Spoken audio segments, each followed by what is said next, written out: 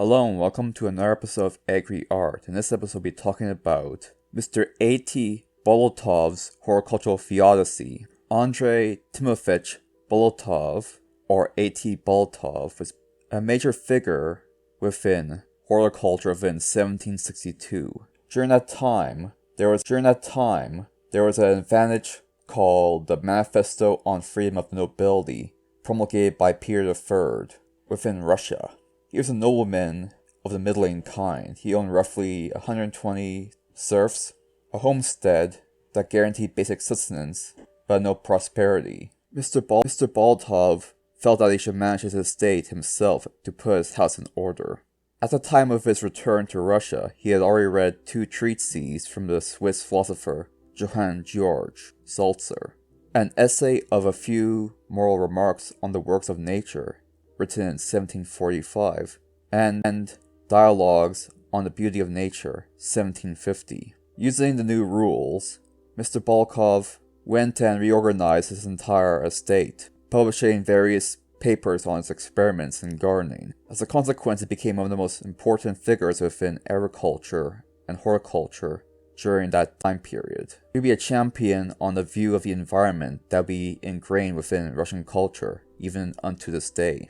There was an interesting paradigm at that time that the pastoral country folk were considered drunken and flirtatious shepherds, while the military were considered to be industrious and driven. This was the urban and country paradigm that was inexistent during that era. Bolotov subverted that entire system by integrating both aspects under one single union. Its various experiments with different gardening styles led to different discoveries. One, that the French-style gardening strategy was incorrect for its attempt to sell fruit, which was its primary means of making money, and traditional formal gardening rendered the entire place boring, and also scared away customers. So he spent much of his time trying to integrate these two elements together into a single cohesive unit. He later got offered a position Prince Sergei Gagarin, a member of the Free Economic Society, to assume responsibility for a small piece of estate of Kilonovoskoka, which belonged to the Empress at that time.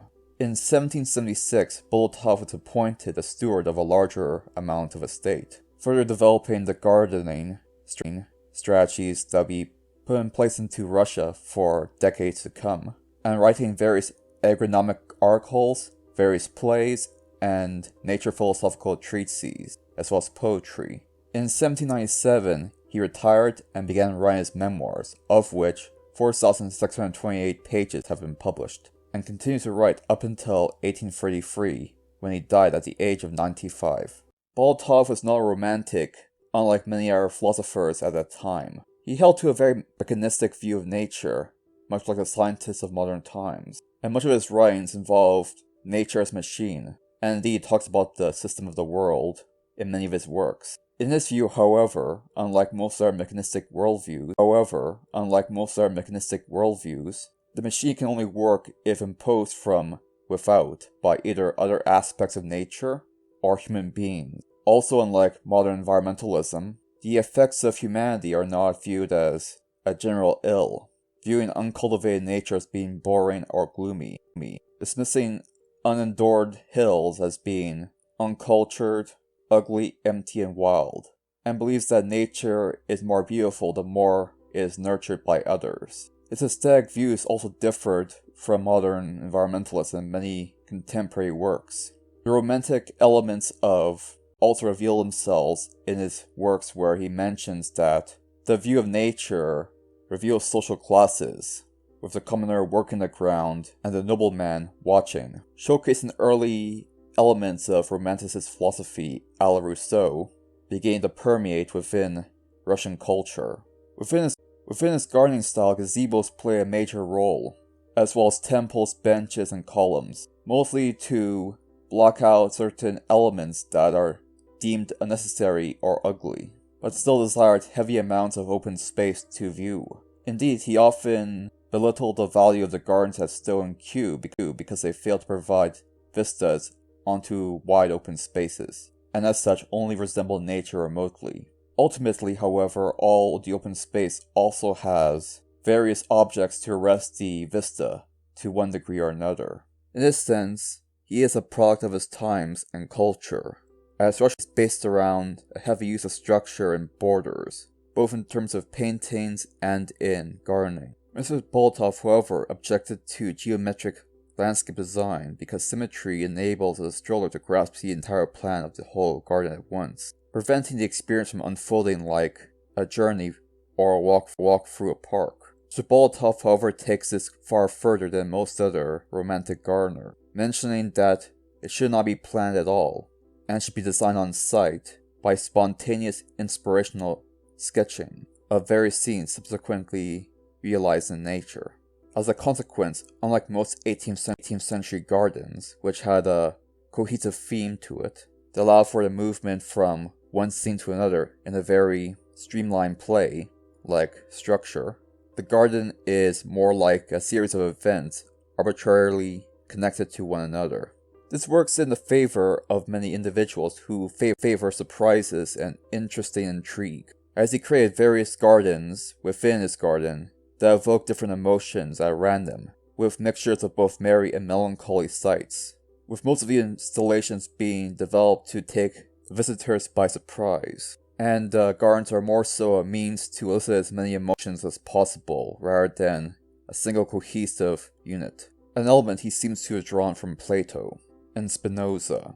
All this in the service of trying to induce the awe of nature within a garden setting. Several individuals within the Romantic movement suggesting that he domesticated the concept of Platonic wonder and bring it into a garden setting, and was considered the best gardener of all by most of the elite that came to his installations. He also created several pseudo-architectural garden structures. These are built out of wood and painted over to suggest crumbling stone, using nature to mimic architecture rather than the other way around, which was being done in the 18th century commonly. Much of his landscape design also surrounded illusion-esque simulations or simulacrum of various architecture or real animals, reversing the process as well to have nature mimic architecture as well. This of course only worked when viewed from the correct angle. It did not work if viewed from any other angle because it's three-dimensional in nature. In his philosophy, much like the Hermetic faiths, there is no distinction between the real and the fantasy realm, and the garden is built to showcase that. As I am a product of the Enlightenment sought, I would have to disagree with that, but the beauty created through this garden speaks for itself. He'll conclude by talking about his paintings, most of which are paintings of his own garden. These are watercolor paintings made in the 1780s with the help of his son, Pavel Andreevich. Most of these paintings seem to be a combination of Russian and English art. The structure of Russian art being surrounded by various ornaments and borders, combined with the naturalistic elements of British gardening. Both play a role in his painting quite extensively. Bolotov's paintings also tend to be filled with many different people. Couples are often represented standing in contemplation within specific sites.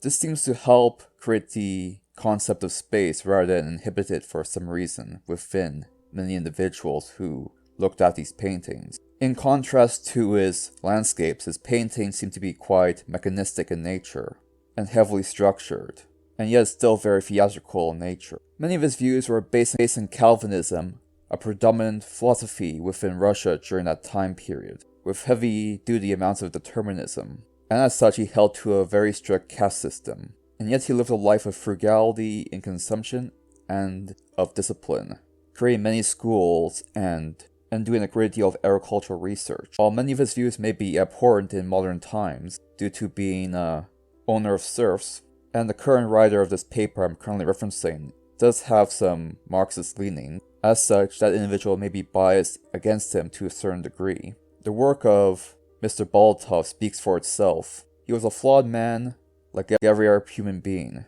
Every age has its own concepts and ideas that seem good at the time but may be deemed bad in the future. His time was no exception, and neither is ours. The human mind is home to many contradictory ideas, and none of us here want to be judged by the worst of our opinion. So let's put a bow on it and enjoy the art of Mr. Bolotov for what it is. And that about covers everything. Thank you for watching. Thank you for watching this video. If you enjoyed this video, please like and subscribe. If you really enjoyed it and think you can donate, you can do so at Buy Me a Coffee, link in the description below. Thank you for watching.